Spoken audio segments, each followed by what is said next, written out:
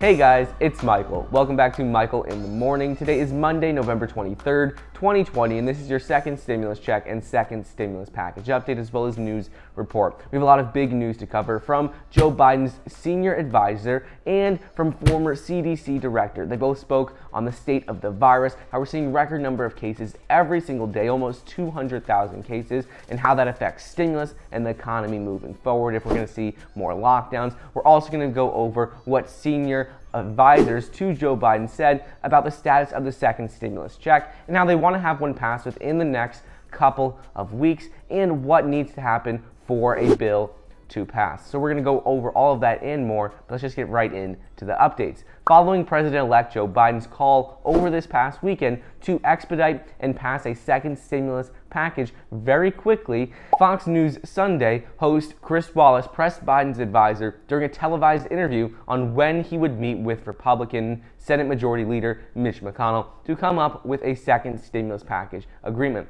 Wallace said that you can't pass a second stimulus bill without Mitch McConnell, without the Senate Majority Leader, and he asked that if the President-elect Biden is ready to meet with him or if it's going to take a while. Kate Bedingfield, senior advisor to Joe Biden's transition team, said that Biden is ready to negotiate with Republicans, including Mitch McConnell, on a second stimulus bill, and he wants to get a bill passed in the lame duck session between now and when he is inaugurated in January. They explained how Biden has previously met with House Speaker Nancy Pelosi and Senate Democratic leader Chuck Schumer regarding the second stimulus bill, but now that it's time for them to talk with Republicans and specifically Mitch McConnell, who is the Senate Majority Leader. Biden's senior advisor said that Biden is absolutely ready to get a bill passed, and he said they're very hopeful that they'll be able to get a bill passed and see a lot of progress soon because all the people across the U.S. need money right now. The advisor continued to note that Biden believes that we need to get a relief bill done during this lame duck session, and ultimately she explained how after months long of standoffs between House Democrats and Senate Republicans, Biden will continue to press Congress to fast-track another second stimulus relief package to get a bill passed to help the American people.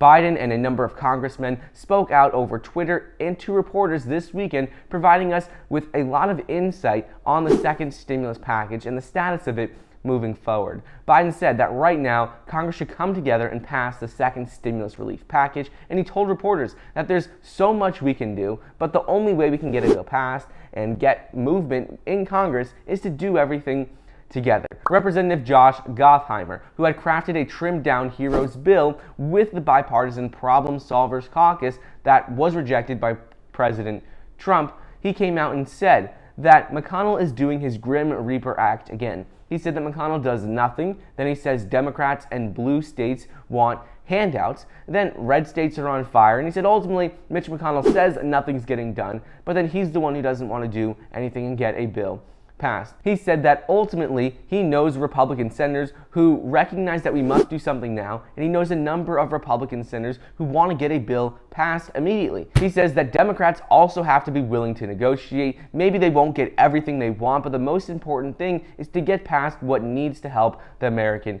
people. So bottom line is that Gottheimer said it's absolutely inexcusable for them to leave for Thanksgiving recess or for any recess in that matter without helping the American people and getting stimulus relief money sent out. And finally, Richard Bresser, the former CDC director and CEO of the Robert Wood Johnson Foundation in Princeton, came out and addressed the increasing number of virus cases and the urgency to pass more stimulus to help the American people and the U.S. economy. The United States reported more than 195,000 new virus cases on Friday this past week, which is a record spike less than a week before Thanksgiving. And Thanksgiving, there's a number of issues here, especially with more spreading of the virus because millions of people are traveling over this past weekend, and into this next week because they're going to go visit their families. And a lot of doctors and health officials are worried that we're going to see a dramatic increase in the number of cases from what we have right now with all of this